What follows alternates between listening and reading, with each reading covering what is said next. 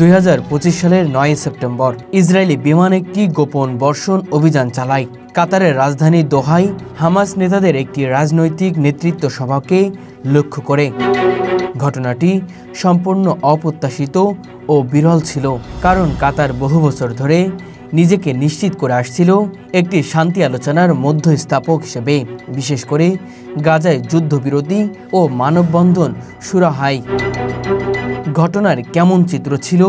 আক্রমণটি হামাস নেতাদের সঙ্গে গাজার যুদ্ধবিরতি আলোচনার একটি গুরুত্বপূর্ণ মুহূর্তে সংঘটিত হয়।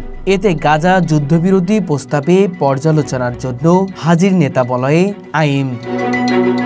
হামাস দাবি করছে শীর্ষ নেতারা বেঁচে রয়েছেন, তবে তার সন্তানেরা, অফিস সচিব ও নিরাপত্তা কর্মীরা নিহত হয়েছেন। কাতারের প্রতিক্রিয়া ও কূটনৈতিক উত্তপ্ত কাতার হামলার তীব্র নিন্দা প্রকাশ করে, এটিকে আন্তর্জাতিক আইন ও সার্বভৌমত্বের স্পষ্ট লঙ্ঘন হিসেবে উল্লেখ করে।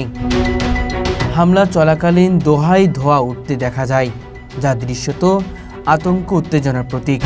জাতিসংঘ মহাসচিব অ্যান্টনিও গুতেরেস এটিকে সরাসরি রাষ্ট্রীয় হামলা যা কাতারের সার্বভৌমত্ব ও অখণ্ডকে লঙ্ঘন করেছে বলে কঠোরভাবে নিন্দা করেন ও বলেন, সব পক্ষকে স্থায়ী যুদ্ধবিরতির জন্য কাজ করতে হবে, সংঘর্ষ নয়।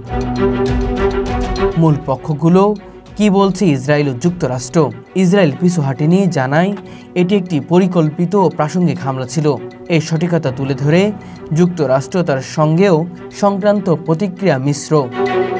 প্রেসিডেন্ট ট্রাম্প হামলাকে দুর্ভাগ্যজনক উল্লেখ করেছেন এবং বলেছেন, কাতারের মতো একটি ঘনিষ্ঠ মিত্রের প্রতি এটি উভয় দেশের স্বার্থকে ক্ষতিগ্রস্ত করে।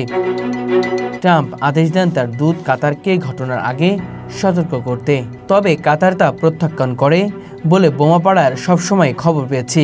যুক্তরাষ্ট্র নিজেকে ঘটনাস্থল থেকে দূরে রেখেছে, যদিও ঘটনার পূর্বে জেনেছিল। এই হামলা মধ্যপ্রাচ্যের শান্তি প্রতিক্রিয়ার প্রতি গভীর সংকট তৈরি করেছে, বিশেষ করে গাজা যুদ্ধবিরতি সম্ভাবনাকে উল্লেখযোগ্যভাবে ক্ষুণ্ণ করেছে ও বন্ধকীদের মুক্তির আশাকে প্রশ্নবিদ্ধ করছে।